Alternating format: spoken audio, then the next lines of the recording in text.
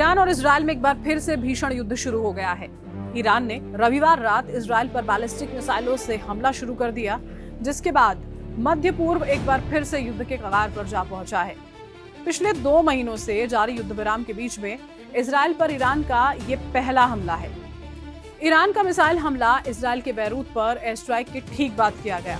Israeli सेना ने यह बताया कि उसने ईरान से दागी गई मिसाइलों का पता लगाया और तुरंत एयर डिफेंस सिस्टम एक्टिवेट कर दिए।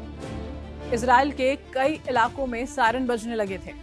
सोशल मीडिया प्लेटफॉर्म एक्स पर इजरायली सेना ने कहा कि आईडीएफ ने ईरान से इजरायल की ओर दागी गई मिसाइलों की पहचान कर ली है और इस खतरे को रोकने के लिए रक्षा प्रणालियां काम कर रही हैं। इजरायली मीडिया रिपोर्ट के मुताबिक रात करीब 10 बजे इजरायल के उत्तरी हिस्से पर लगभग 10 मिसाइलें दागी गई थी। इसी के साथ ईरान ने कहा कि उसने ये मिसाइलें बैरूत के दक्षिणी उपनगर दाहिए पर इजरायल के हमले के जवाब में दागी हैं। इजरायल ने बैरूत हमले में ईरान के प्रॉक्सी हथियारबंद समूह हिजबुल्लाह के मुख्यालय को निशाना बनाया था। इजरायल ने ईरान के हमले का बदला लेने की कसम खाई हुई है और वहीं अमेरिका के राष्ट्रपति डोनाल्ड ट्रंप ने ईरान और इजरायल के बीच बढ़ते तनाव के बीच में इजरायल के प्रधानमंत्री बेंजामिन नेतन्याहू से ईरान पर जवाबी हमला न करने की अपील की थी।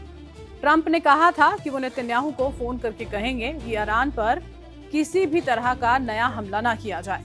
ट्रंप ने कहा कि वो तुरंत नेतन्याहू को फोन कर बताएंगे कि स्थिति को और बिगड़ने से रोका जाए। उनका कहना है कि इस समय सबसे जरूरी है कि हालात शांत किए जाएं और किसी भी तरह की नई लड़ाई जो है वो शुरू ना हो। हालांकि ट्रंप की अपील के बावजूद इजरायल ने ईरान के कई शहरों पर हमले किए हैं। इजरायली आर्मी ने सेंट्रल और साउथ ईरान पर जो है वहां पर हमले कर दिए। तेहरान में मेहराबाद एयरपोर्ट पर इजरायल ने बैलिस्टिक मिसाइल दागी है। साथ ही साथ नस्ताबा ड्रोन प्रोडक्शन यूनिट जो है वहां पर भी हमला किया गया है। साफ है कि नेतन्याहू ट्रंप को अनदेखा और नजरअंदाज कर रहे हैं। ट्रंप की बातें जो कही जा रही हैं उन्हें नहीं सुन रहे हैं। देखिए, ट्रंप ने जो नेतन्याहू को कहा, जो कि अखबारों में आ रहा है, नेतन्याहू के लिए ये एक वार्निंग बेल होनी चाहिए। 1 दूसरा, ट्रंप ने जो कहा एक्चुअली सच कहा। आज की दुनिया में सच यही है कि नेतन्याहू जिस तरीके से अपने देश को आगे लेके गया है, उसके चलते नेतन्याहू को स्पेसिफिकली लेकर के चलते हुए दुनिया भर में बहुत क्रिटिसिज्म है, देशों में क्रिटिसिज्म है, अमेरिका के अंदर क्रिटिसिज्म है। अमेरिका के अंदर जो जूस हैं, जो इजराइल को पूरा सपोर्ट करते हैं, वो नेतन्याहू को कह रहे हैं कि किस गड्ढे में इसने हमारे देश को धकेल दिया है।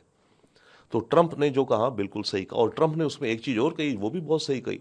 ट्रंप ने नेतन्याहू को बोला कि मैंने तुम्हारी जान बचाई है, तुम्हें जेल जाने से मैंने बचाया है। हाँ, क्योंकि नेतन्याहू के खिलाफ जेल और करप्शन काफ़ी सिवियर चार्जेस चल रहे थे।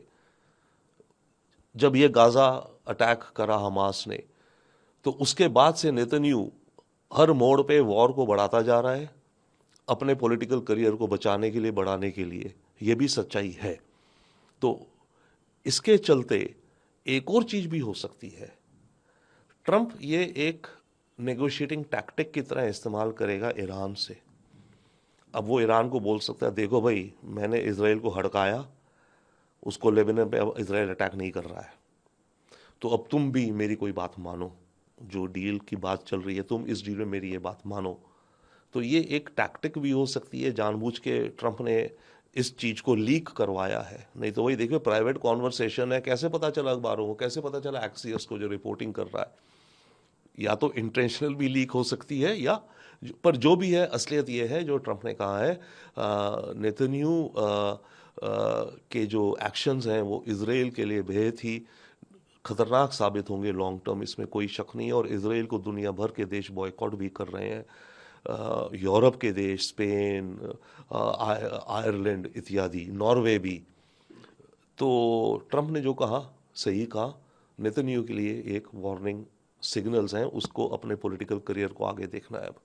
अभी जो मौजूदा परिदृश्य लड़ाई की, उसमें बातचीत को लेकर ट्रंप का बयान है। उन्होंने कहा कि बातचीत सकारात्मक दिशा में और तेजी से आगे बढ़ रही है।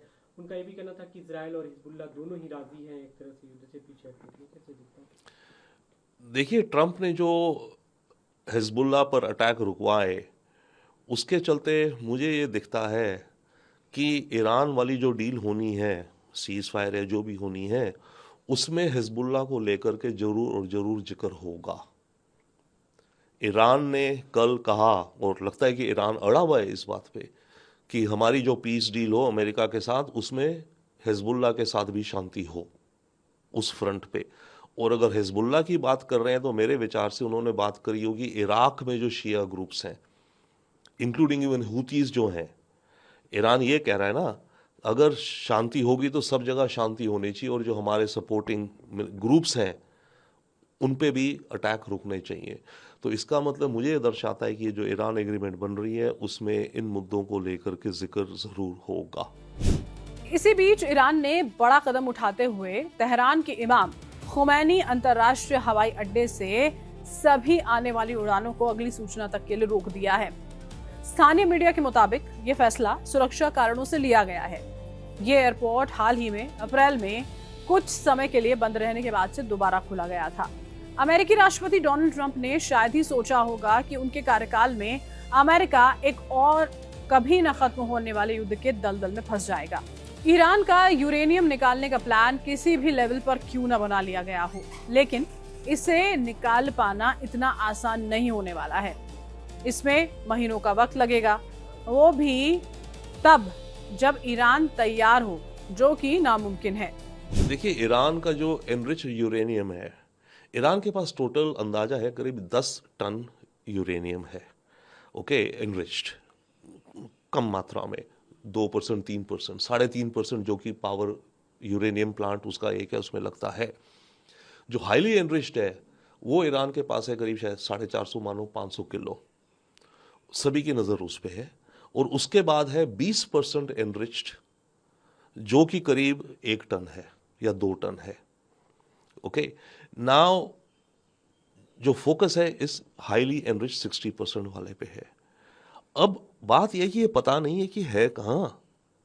अमेरिका ने तो बम गिराए थे, बड़े बड़े bunker buster, mother of all bombs, पहाड़ियों में जहां पर नीचे इनके न्यूक्लियर फैसिलिटीज थी। तो अगर ये जो हाईली एनरिच्ड वहां था उन पहाड़ियों के अंदर डीप अंडरग्राउंड और बड़े बड़े बम गिरे हैं, फिर तो सारा दफना दिया गया, दबा पड़ा होगा हजारों टनों के नीचे, उसको कैसे निकालोगे आप?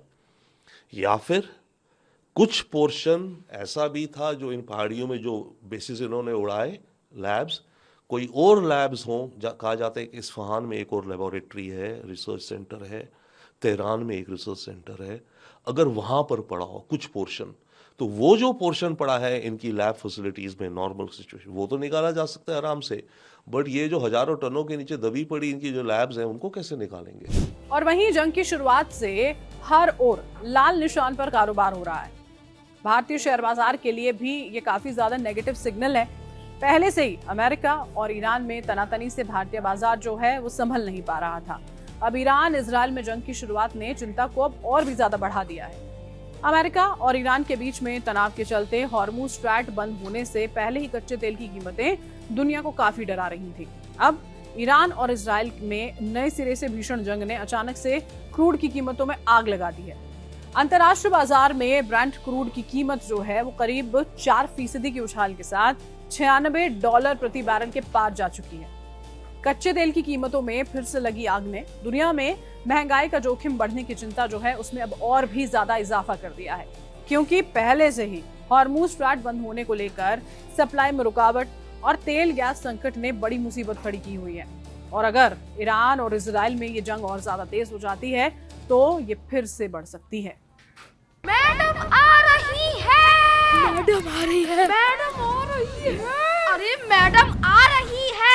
अरे बाबा मैडम आ रही है। मैडम आ रही है।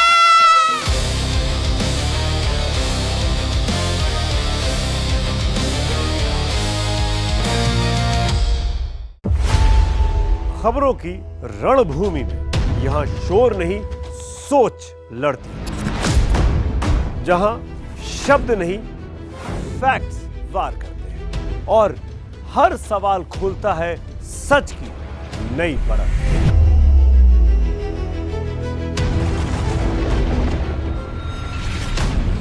चक्रव्यूह आपके अपने सुमित अवस्थी के साथ सोमवार से शुक्रवार शाम 6:57 पर टाइम्स नाउ नव भारत पर।